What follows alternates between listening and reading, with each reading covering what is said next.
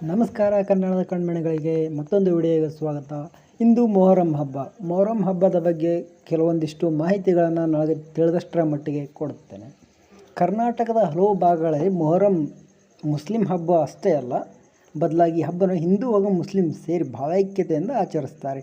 ಜಾತಿ ಧರ್ಮ ಸಂಕೋಲೆಯನ್ನು ಮೀರಿ ಸೃಷ್ಟಿಸಿಕೊಂಡ ಮುಸ್ಲಿಂ ಪವಿತ್ರದ ಹಬ್ಬದ ಇತಿಹಾಸ ಏನು ಎಂದು ಈ ವಿಡಿಯೋದಲ್ಲಿ ತಿಳಿಸುತ್ತೇನೆ.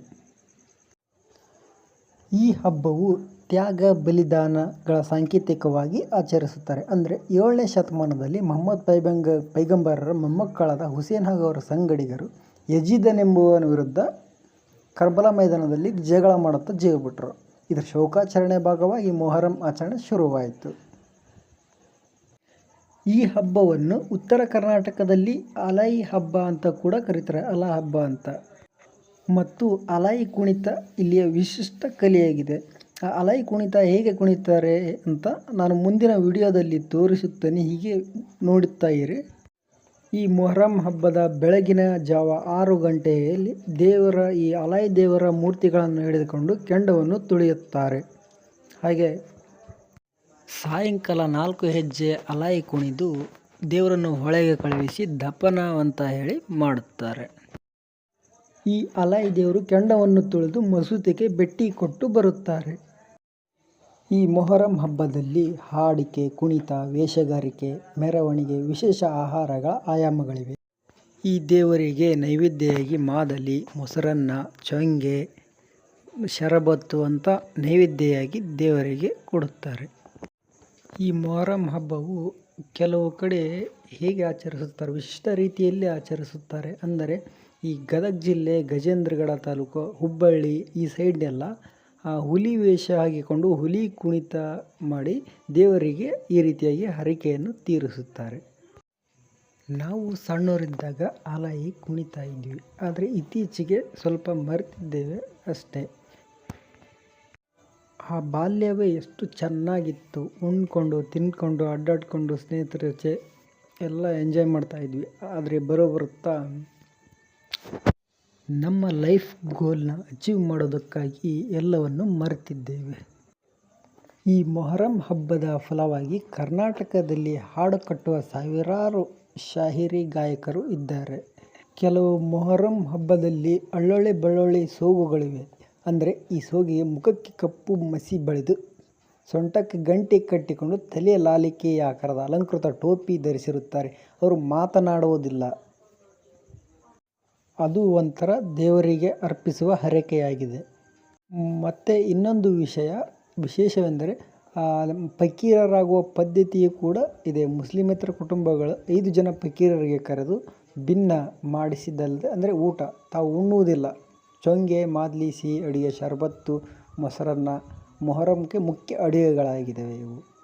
ಈ ಮೊಹರಂ ಹಬ್ಬದಲ್ಲಿ ಹಲಗೆ ಬಾರಿಸುತ್ತಾ ಕುಣಿಯುತ್ತಿರುತ್ತಾರೆ.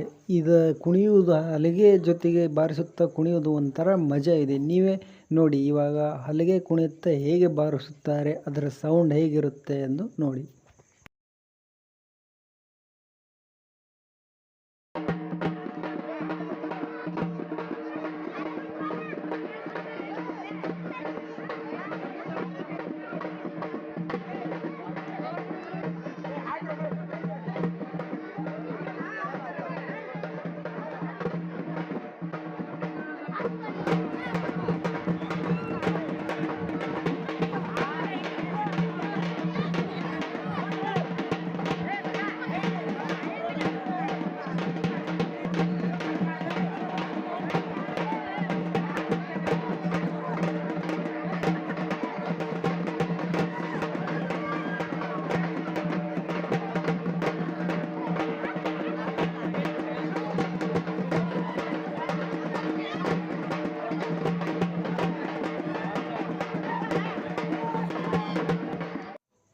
ಈ ಮೊಹರಂ ಹಬ್ಬವು ಹಿಂದೂ ಮುಸ್ಲಿಮರ ಭಾವೈಕ್ಯತೆ ಸಾರುವ ಹಬ್ಬವಾಗಿದೆ.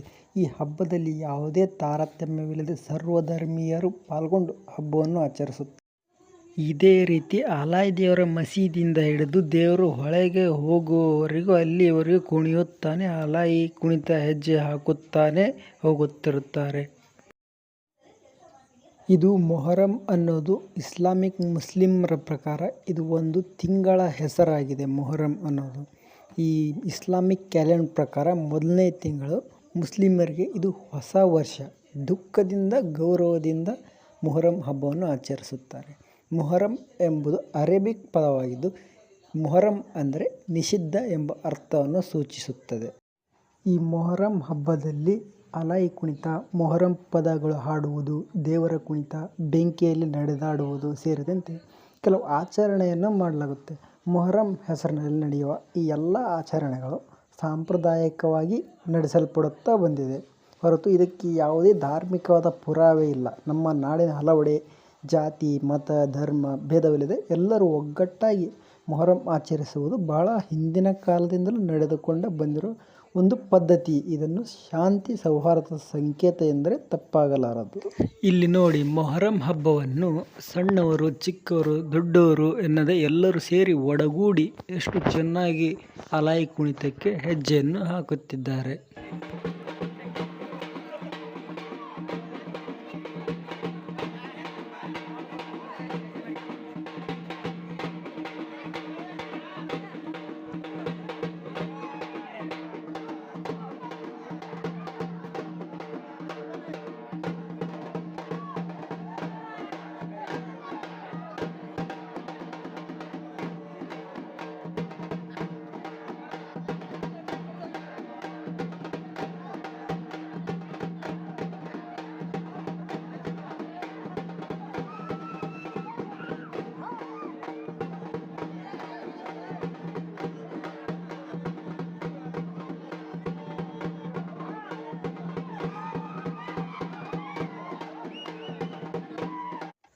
ನಮ್ಮೂರಲ್ಲಿ ಅಲಾಯಿ ದೇವರ ಮಸೀದಿಯಿಂದ ಹಿಡಿದು ಯಾವ ಯಾವ ಓಣೆಗಳು ಹತ್ತುತ್ತವೆಯೋ ಅಲ್ಲಿ ಎಲ್ಲ ಅಲಾಯಿ ಕುಣಿತ ಹೆಜ್ಜೆಯನ್ನು ಹಾಕಿಕೊಂಡು ಹೊಳೆಯನ್ನು ಸೇರುತ್ತಾರೆ.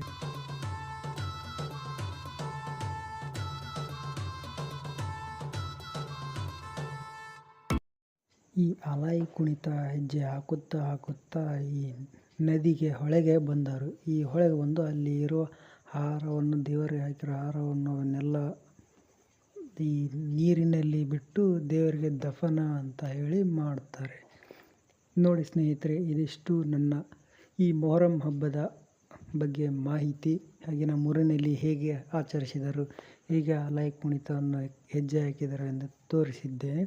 ಈ ವಿಡಿಯೋ ನಿಮಗೆ ಇಷ್ಟವಾದರೆ ಲೈಕ್ ಮಾಡಿ, ಶೇರ್ ಮಾಡಿ, ಹಾಗೆ ಕಮೆಂಟ್ ಮಾಡಿ ಅಂತ ಹೇಳ್ತಾ, ಹೀಗೆ ಮುಂದೆ ವಿಡಿಯೋಗಳನ್ನು ಚೆನ್ನಾಗಿ ನೀಟಾಗಿ ಮಾಡುತ್ತೇನೆ ಅಂತ ಹೇಳ್ತಾ ಧನ್ಯವಾದಗಳು ಸ್ನೇಹಿತರೆ.